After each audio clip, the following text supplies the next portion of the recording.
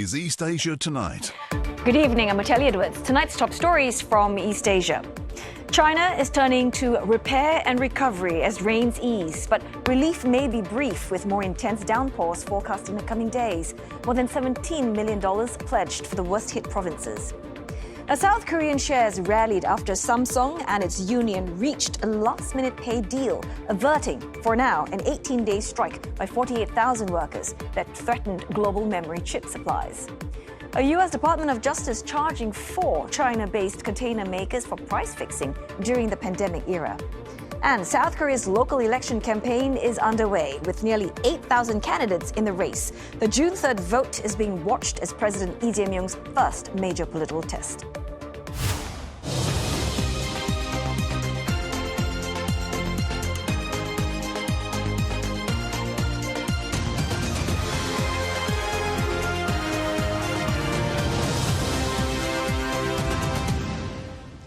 Also tonight, Starbucks facing a mounting backlash in South Korea over a promotional campaign that's been accused of mocking one of the nation's most painful historical moments. And Russia increasingly integrating Asian food into everyday life, driven by its pivot away from the West, both economically and culturally.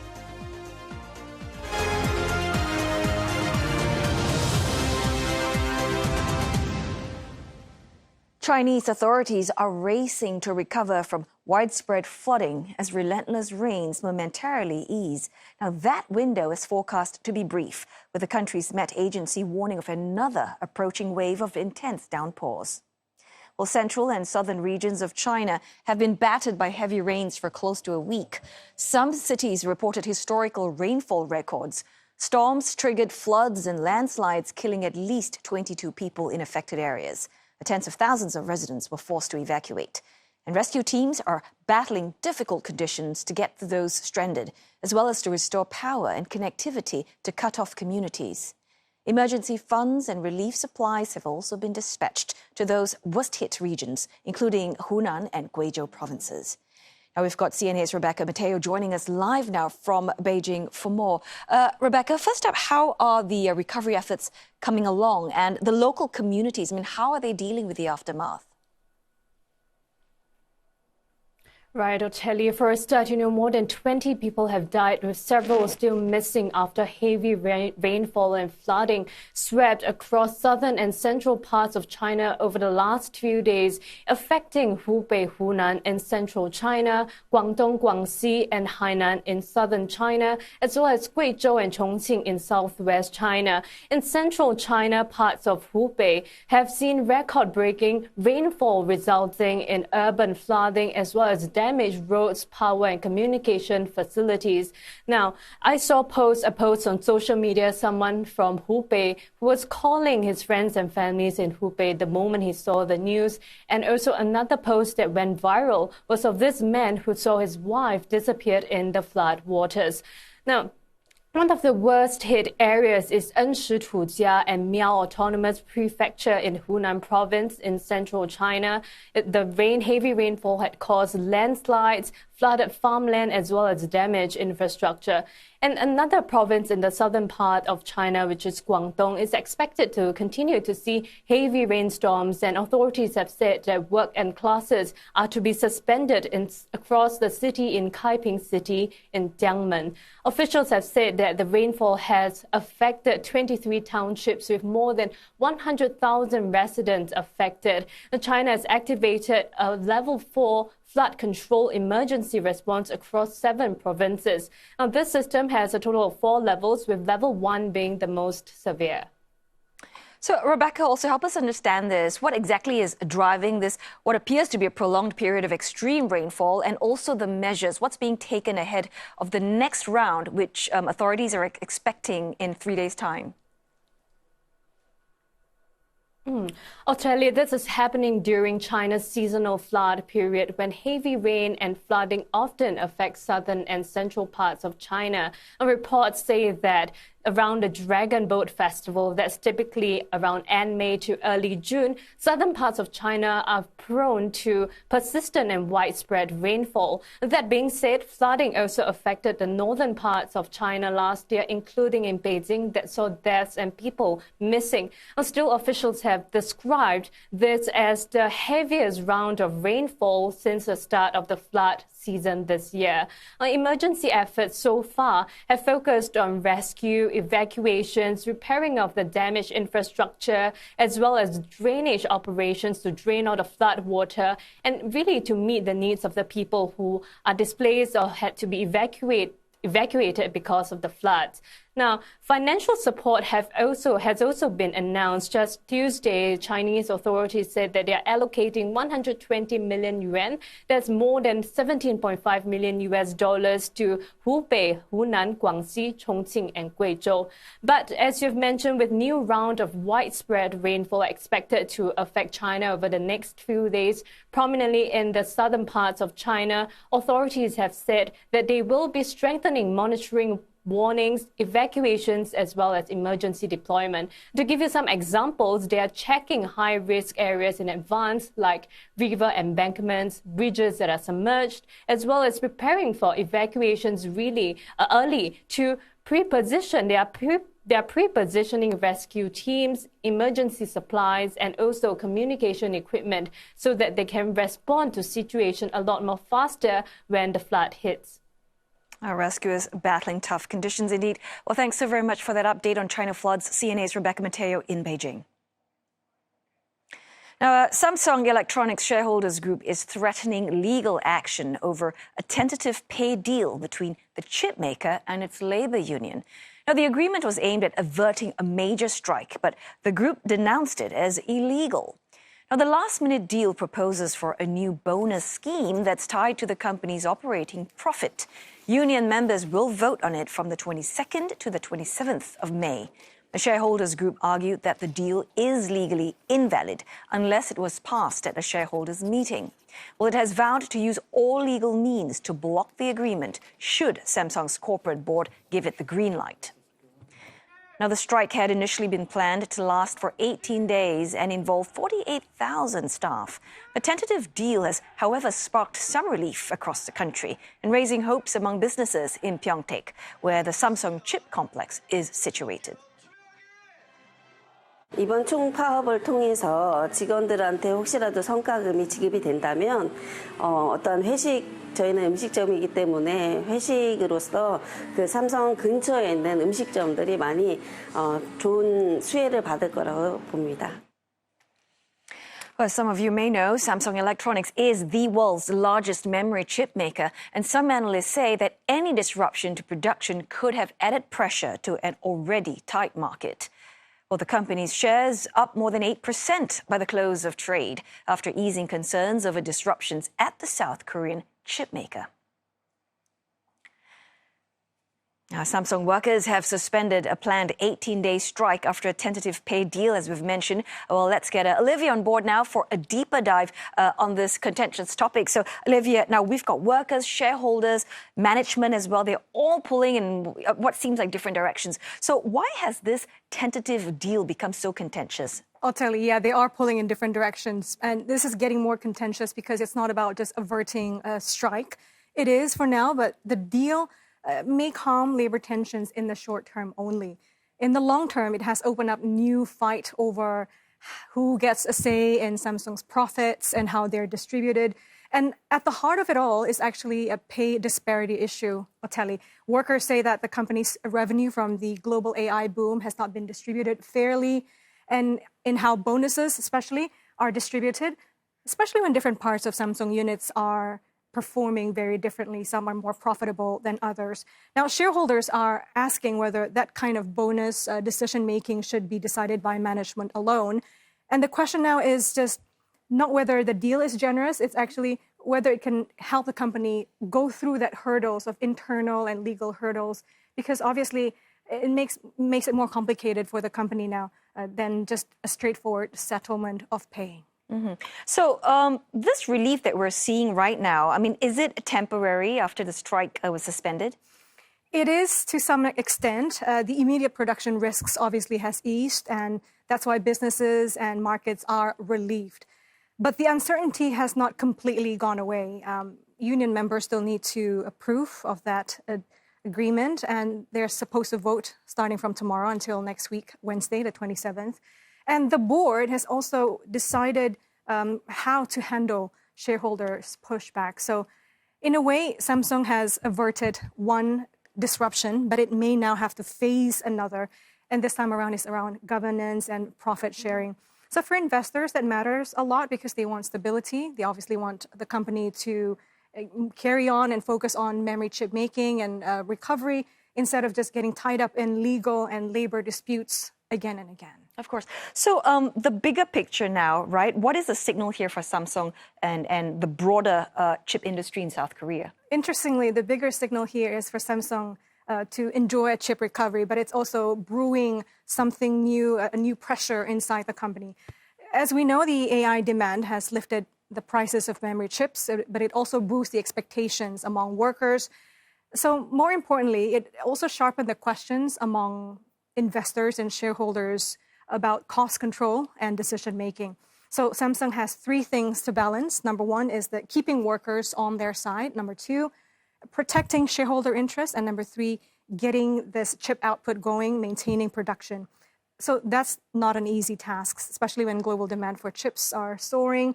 And if this temporary labor deal holds, it does give Samsung some breathing room. But if it doesn't, then we're looking at the risk of worker strike returning. And this could be an uphill battle for the company in the long run. And we'll still be keeping a close eye on that. Well, thanks so very much, Olivia, for unpacking this Samsung labor strike. I believe you've got more business news for us, so it's all yours. That's right, I'll tell you. So more business stories up ahead on East Asia tonight after the break. American semiconductor firm AMD pouring in billions to develop chip capacity in Taiwan. We'll look at its expansion plan. Plus, Elon Musk's SpaceX has officially filed to go public, setting the stage for what could be the largest IPO in history.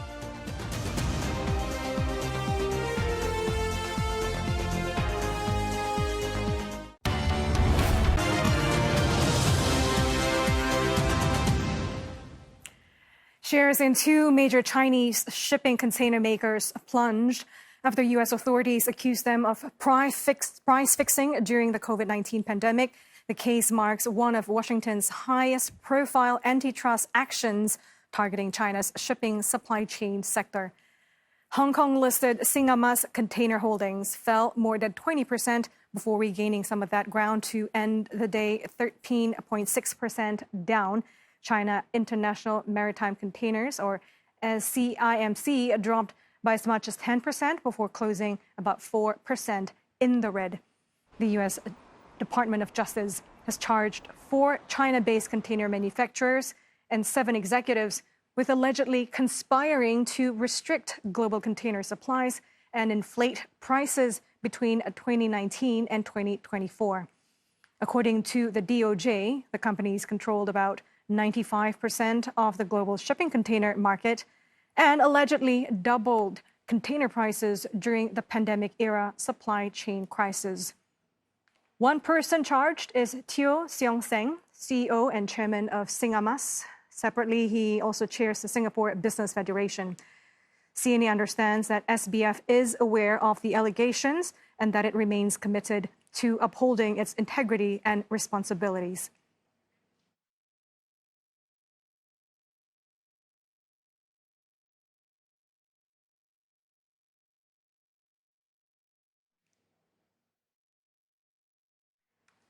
The accused firm deny receiving formal legal notices and say that operations remain normal.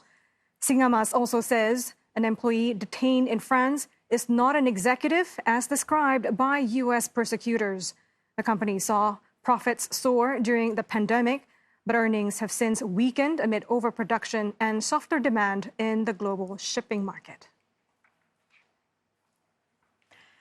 China's push to expand the global use of its currency is gaining momentum amid the Iran war. New figures show daily transactions through China's cross-border interbank payment systems, or CIPS, hit a record 920 billion yuan in March. That is about 136 billion US dollars.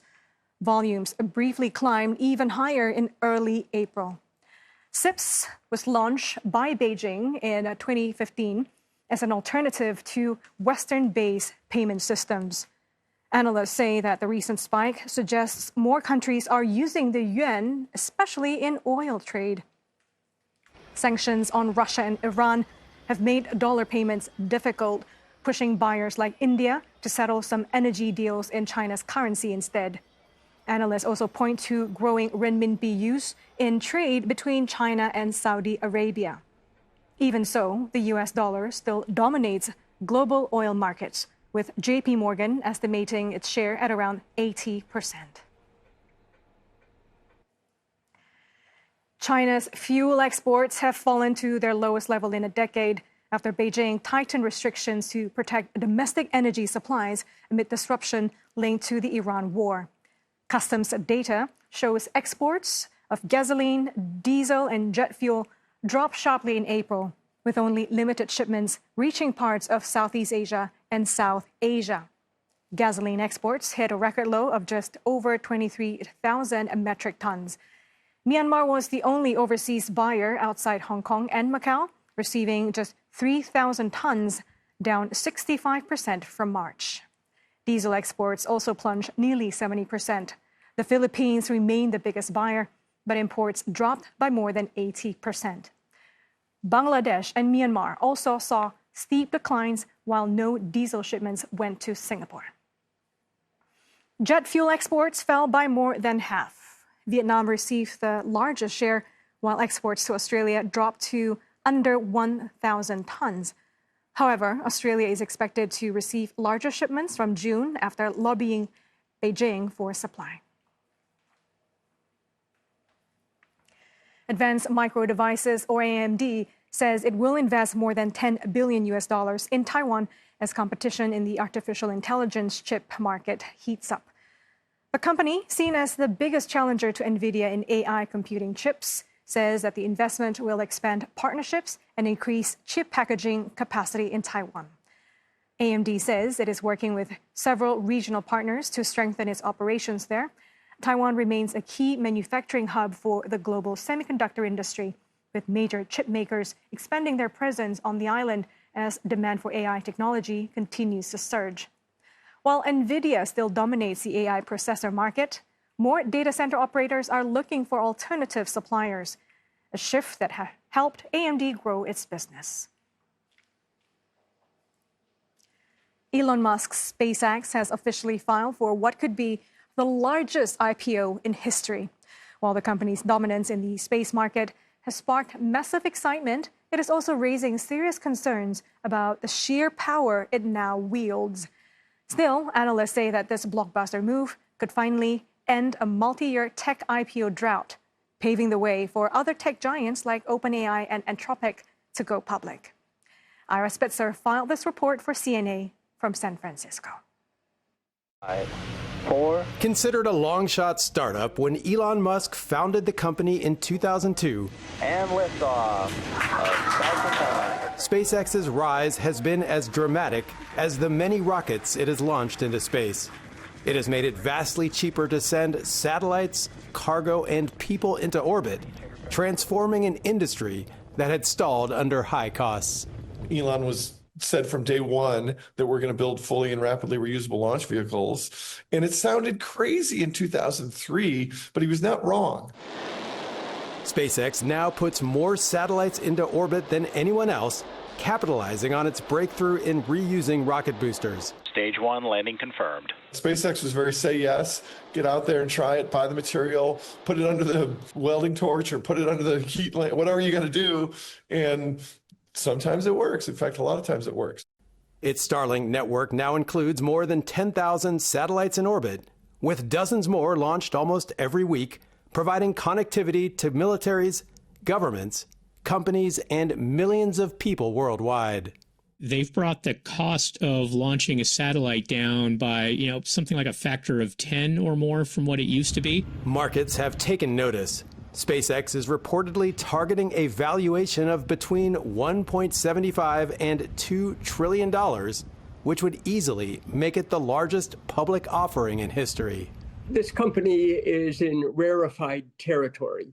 The only other IPO in world history that has had a market cap of the 1.5 trillion or more that SpaceX is talking about was that of the 2019 Saudi Aramco offering. But SpaceX is looking far beyond rockets and internet satellites. Following its recent blockbuster merger with Elon Musk's AI firm xAI, SpaceX has outlined ambitions for orbital data centers, essentially taking AI computing infrastructure into space, and has talked about mining resources on the moon to build them. Whether those grand ambitions can be achieved is debatable, but possibilities like that are a key part of why investors may be willing to pay such a historic premium. As its IPO nears, a big question is what that dominance means for the rest of the world. Starlink's role in Ukraine, where Musk provided the service free to Kyiv early in the conflict, put its outspoken CEO in the unusual position of making decisions about how a satellite network could be used in an active war zone. There have been a number of times when SpaceX limited what Ukraine could do with it, which kind of is an interesting question about, a private defense contractor, private CEO, setting the terms of what an American ally is able to do with their military equipment. China has taken note. According to Burback, Beijing is exploring ways to neutralize Starlink's military advantage, a sign of just how central the company has become to global security. The modern space race is no longer being led by countries alone. Increasingly, it is being shaped by the decisions of one company and one billionaire. Back on Earth, Bam Brogan is now building his own space venture, focused on harvesting resources from the moon. He sees SpaceX's IPO as something bigger than one company going public. The amount of capital that's going to get recycled into the space market due to this IPO is going to be crazy, right? SpaceX's IPO is going to capitalize basically everything interesting for the next 10 years. That wait may not be a long one now. SpaceX is expected to begin trading on the NASDAQ as early as June 12th. For CNA, Ira Spitzer, San Francisco. Well, from IPO to the moon ambition, that's all I have in business for you, Otelli. That's plenty you have for us on business today. Thanks so very much, Olivia. Now, Starbucks Korea is facing mounting backlash over a promotional campaign that's accused of trivializing painful memories of the country's authoritarian past on a key anniversary. Now, what started as a marketing controversy has now evolved into a broader political and cultural debate, drawing criticism from President Lee Jae-myung, civic groups, and online activists.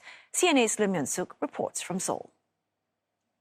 Days after Starbucks Korea apologized and dismissed its chief executive over a controversial promotion, the fallout in South Korea is still growing.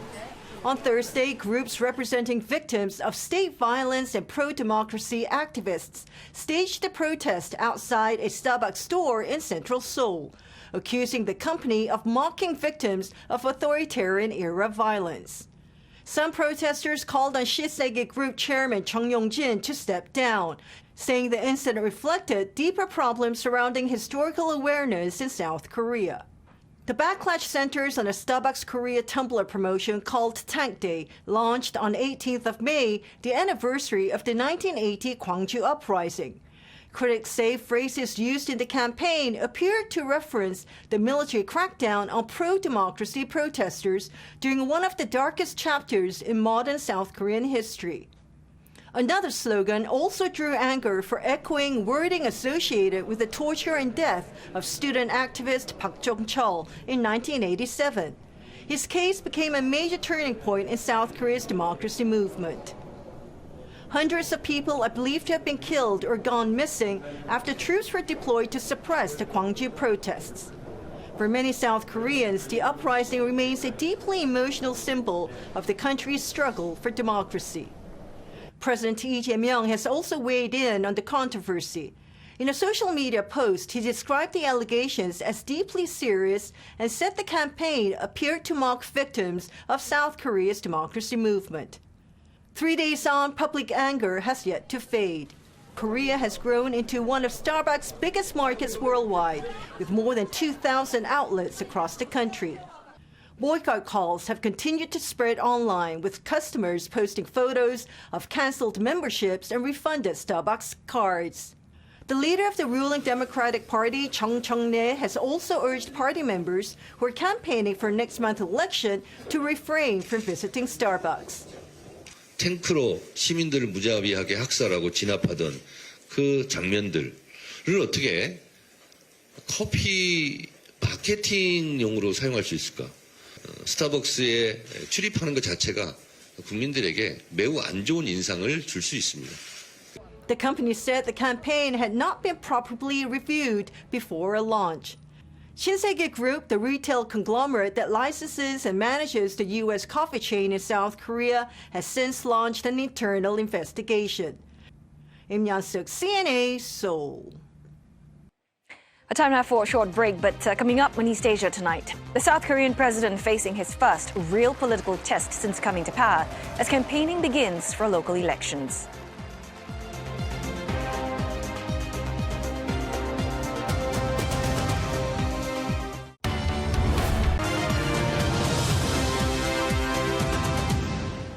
You're watching East Asia tonight, and here are the headlines we're following. China turns to repair and recovery for parts of its flood-hit central and southern regions as rains momentarily ease. But another wave of intense downpours is expected. The government has pledged more than $17 million for the worst-hit provinces. South Korean shares recover, led by Samsung, after the chipmaker reached a last-minute pay deal with its union, averting an 18-day strike by 48,000 workers that could threaten global memory chip supplies. Plus, the U.S. Department of Justice charges 4 China-based container makers for price fixing during the COVID-19 pandemic. South Korea is heading into its first major nationwide vote since President Lee Jae-myung took office. Campaigning began for the June 3rd local elections, with nearly 8,000 candidates running for mayoral, gubernatorial, and local council posts across the country. But this is about more than just local government. 14 National Assembly seats are also being contested, including races involving former People Power Party leader Han Dong-hun and Rebuilding Korea Party leader Cho Kuk, both seen as possible future presidential contenders.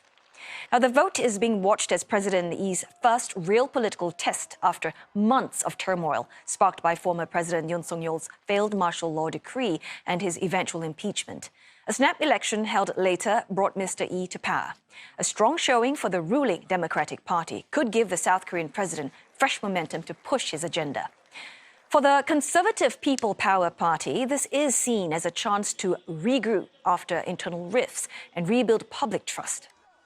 Now, lots to unpack here, but for more insights, let's go to Professor Gil-soo Han from Communications and Media Studies at Monash University. Well, thanks, Prof, for joining us. Let's just start with the public mood. We are just over a year removed from martial law decree. We've got the subsequent impeachment of President Yoon. So, Professor, how has that period of intense chaos changed or perhaps reshuffled the public mood as we head into these local polls?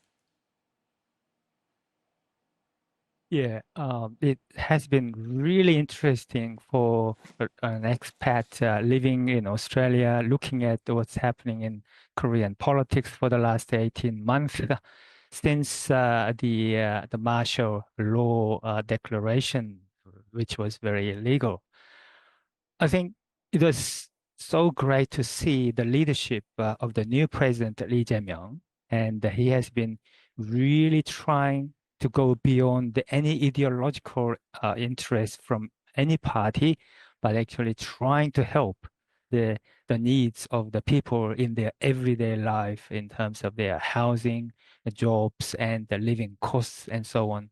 So people really feel something really wonderful is happening, and the president is really trying hard, even any Korean can see the cabinet meeting.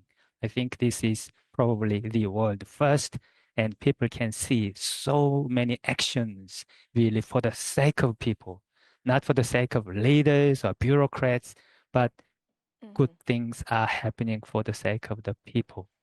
So, Professor, I mean, most headlines are calling this, they're saying, is it going to be a report card for President Lee?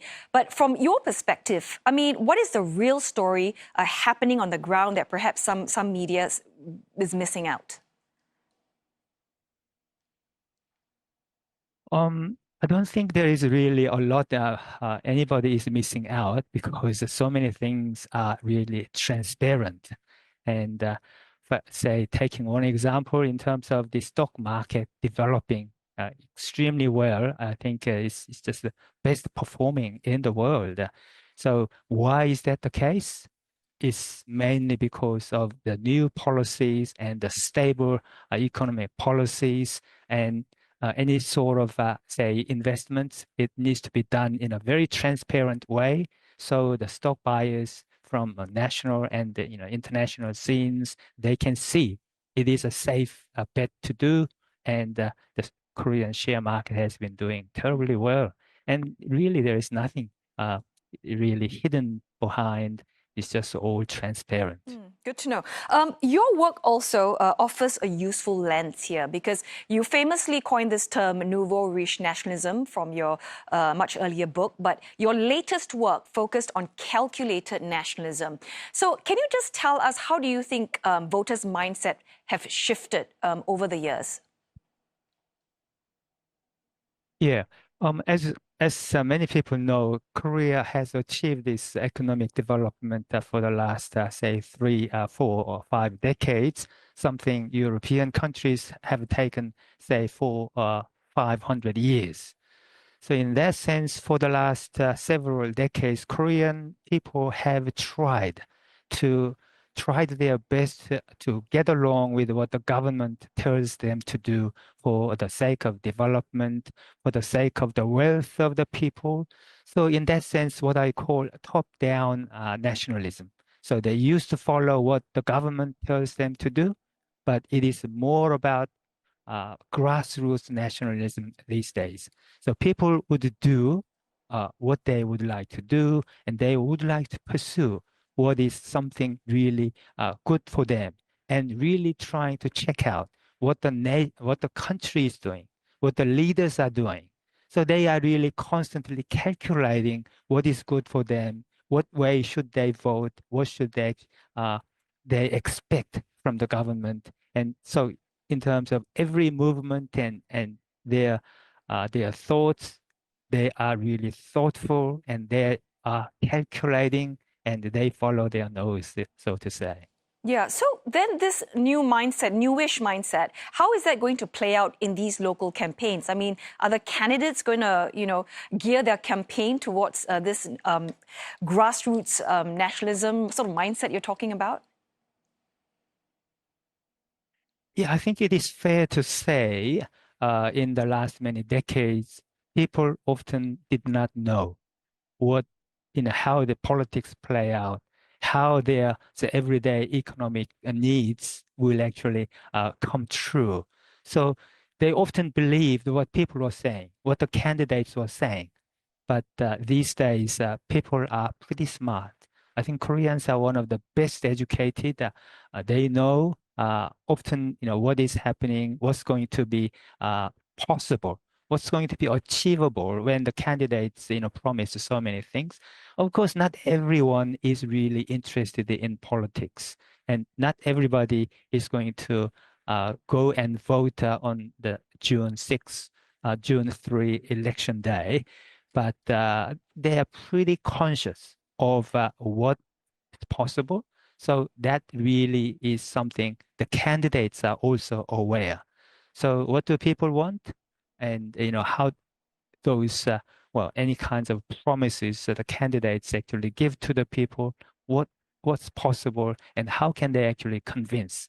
Just for the sake of getting elected and then trying to go easy way, it is just not going to work. People are now smart enough and they want to see that is part of the reason, for example, some of the extremely conservative voters with conservative leaders and the members of the parliament and in the local as also local leaders,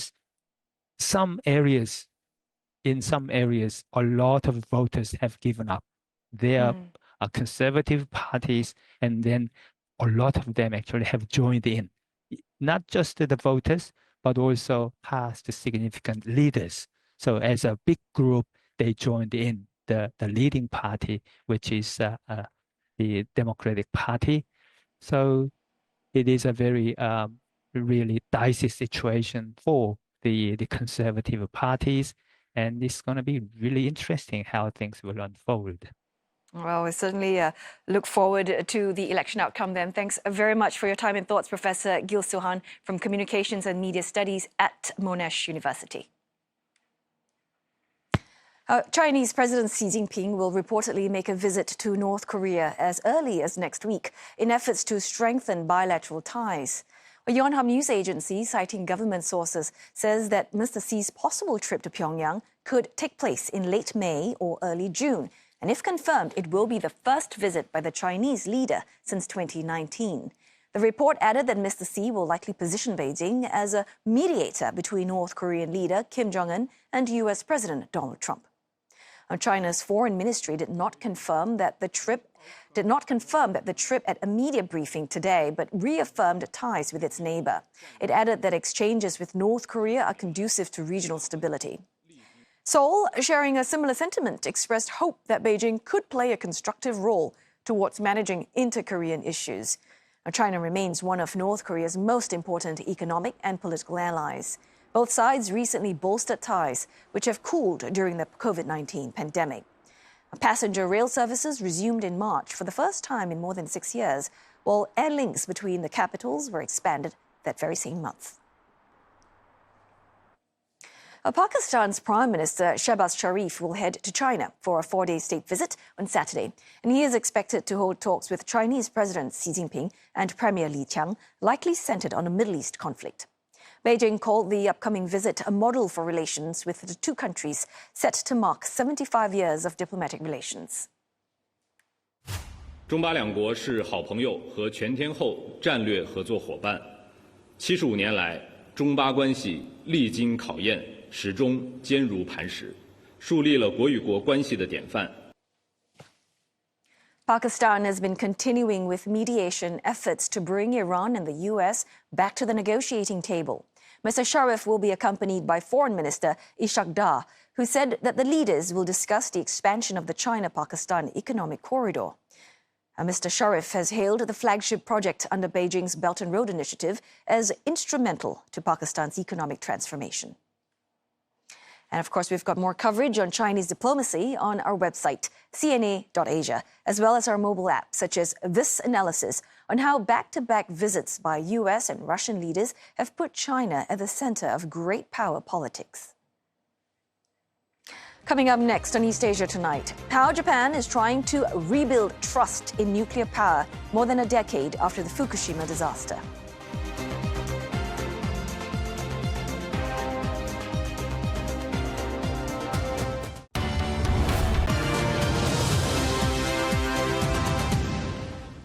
Japan's largest nuclear plant is now supplying electricity to about 450,000 households. Its operator resumed commercial operations a month ago after more than a decade offline. CNA's senior correspondent Michio Ishida was at Kashiwazaki Kariwa to find out more. Kashiwazaki City and Kariwa Village are located in Japan's Niigata Prefecture.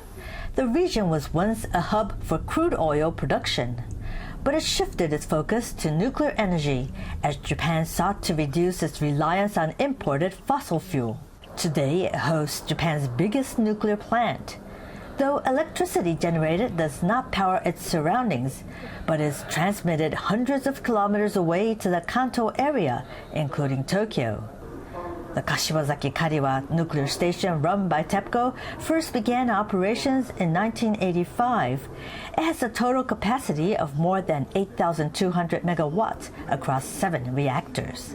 But in 2011, a major accident at the Fukushima Daiichi plant, also operated by TEPCO, prompted Japan to shut all reactors across the country. 福島第一原子力発電所の事故を15年前ですかに経験をしてですねで非常に私自身もですねかなり厳しい体験でしたのでさまざまな教訓と反省というのを持っておりますけれどもこれをやはり原子力事業を営むものとしてその教訓反省を生かさないと。At the time of the disaster, Mr. Inagaki was a manager at Fukushima Daiichi, which is now undergoing decommissioning. Here at Kashiwazaki Kariwa, TEPCO invested nearly 1.2 trillion yen, or about $7.4 billion into safety upgrades, such as freshwater reservoir for emergency cooling of nuclear reactors and backup power systems. The plant has 6,700 workers, but getting experienced staff on board was an issue. 67号機の運転員は半数以上が運転プラントを経験したことがない運転している原子力発電所これに行って、体験してもらうとそれからタービンや発電機という部分は火力発電所とほぼ一緒ですので蒸気が通った時の、熱音それから、振動匂いこういったものをですね五感で感じ取って何が正常で何が異常であるか。In January, Unit 6 was restarted for the first time since 2012, but the alarm went off when its control rod was removed. TEPCO shut down the reactor. The alarm was triggered again in March when power was turned on due to damage in an electrical circuit. 原子力安全に影響を及ぼすものというのはこれ即座にその起動操作を止めなければいけないですし、今回出ているものはそこまでのものはなかったというふうに認識しておりますが最初に出ました制御棒駆動機構系の電源装置の警報というのは運転員側からこれ以上これが続くようであれば運転技術が非常に不安を感じると一旦起動を中断して徹底的に直さなければいけないという判断をしたものです。Commercial operations were delayed by about 2 months to 16th of April. Mr. Inagaki says no major glitches have been detected since then. 非常に厳しい状況というのはあえて作り出して訓練をすると部下との信頼関係コミュニケーションですねこれをしっかり取っておかないと万が一事故時になった時にコマンドコントロールがですねうまくいかないというのはもう身に染みて感じました。Japan has 33 nuclear reactors, according to Japan Atomic Industrial Forum. Nearly half have gone back online as of the last fiscal year. One more reactor has been approved for restart, Kashiwazaki Kariwa's Unit 7. After renovation is completed in August 2029, the nuclear plant will be able to double the number of households it can serve, while emphasizing safety. Michio Ishida, CNA, Niigata. Well, it seems like Asian food is no longer just a trend in Russia. It's becoming part of everyday life. From ramen shops to supermarket shelves, demand for Asian products is reshaping both consumer habits and trade patterns, driven not only by pop culture, but also by Russia's economic pivot to the east. Dasha Cherishova files this report for CNA from Moscow. Just a few years ago, Asian food in Russia was a niche trend. Today, it is part of everyday life. From Korean noodles and Japanese ramen to Thai sauces, Indian spices and Chinese beer, Asian products are now filling Russian shelves, restaurants and shopping baskets in ways few could have imagined before 2022. The shift is visible across Russia's biggest cities, where the number of noodle shops and ramen restaurants has surged by 41% since 2023, according to data from Russian mapping service to GIS. This noodle shop is far from anything typical for Moscow. This self-service style eatery has dozens of types of Asian instant noodles that you can cook at home or right here in the hall by yourself, adding various toppings. And there has been huge appetite for this. Мы открыли за последние чуть меньше 2 лет 5 ресторанов в Москве и еще 6 ресторанов за Москвой. То есть это 11 ресторанов, двухгодичный период, это неплохой результат. И это только формат фона. Людям это интересно, потому что они, возможно, подустали немножко от типичных форматов обычного ресторана. И интересно какой-то новый экспириенс выбрать. Здесь сварить можно, как раз таки, на наших коровиноварках. И это к ним интересно. But the trend is fed by both novelty and necessity. After Western sanctions and the departure of many European suppliers, Russia sharply redirected trade towards Asian markets, accelerating changes already driven by younger consumers and pop culture. Sales of Asian products have risen sharply in recent years. Korean brands now dominate much of the instant noodle market, while retailers are expanding their range of Southeast Asian and South Asian products as well. Analysts say the demand reflects how deeply Asian pop culture has become part of young people's daily lives, shaping new eating habits. And it is making the Asian food space in Russia much more competitive. Очень много раменных самообслуживания, лапшичных. И, конечно же, это очень насытило рынок, спроса стало очень много. И сейчас, конечно, на самом деле не так-то просто живется лапшичным, потому что их стало слишком много. Их даже начали открывать такие сетевые магазины, как «Магнит» у себя внутри. Так что здесь спрос уже практически полностью удовлетворен. Поэтому мы для того, чтобы отстроиться от конкурентов, мы сейчас усиляем именно формат рамена и добавили горячие топпинги, наваристые бульоны, которые можно наливать из кранов, потому что уже просто прийти и заварить лапшу быстрого приготовления стало неинтересно.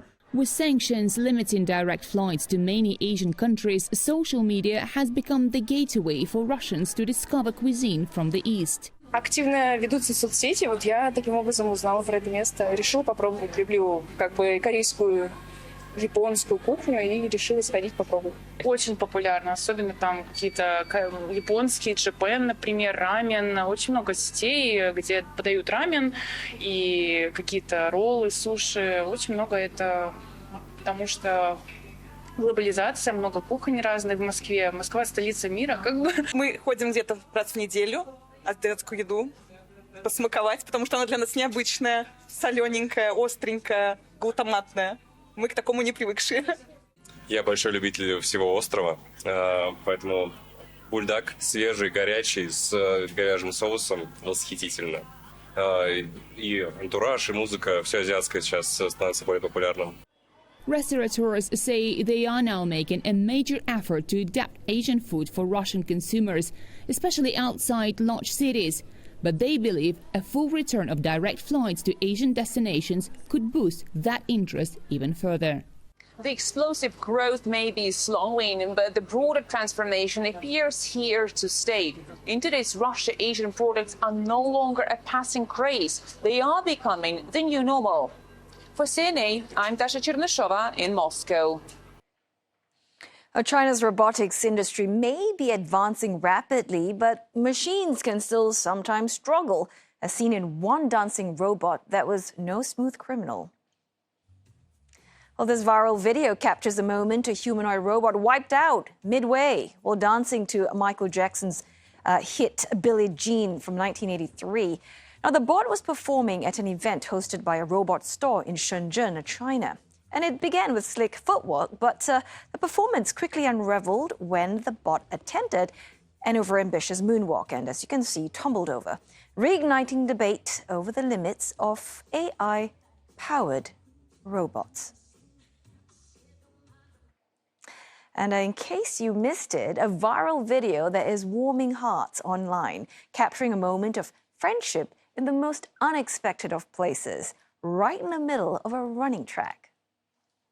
At a university sports meet in China's Inner Mongolia, a student taking part in a 3,000-meter race found herself joined by an unexpected companion, a local stray that the runner regularly feeds. The tiny pooch kept pace with the student for nearly a full lap. And instead of throwing her off, the furry running buddy seemed to give the athlete an extra boost. Not only did she go on to win the race, she also smashed the school record. I guess proof that kindness can really go the distance. And hope you've enjoyed Thursday's edition of East Asia Tonight. Don't forget your headlines anytime at cna.asia. Thanks for watching.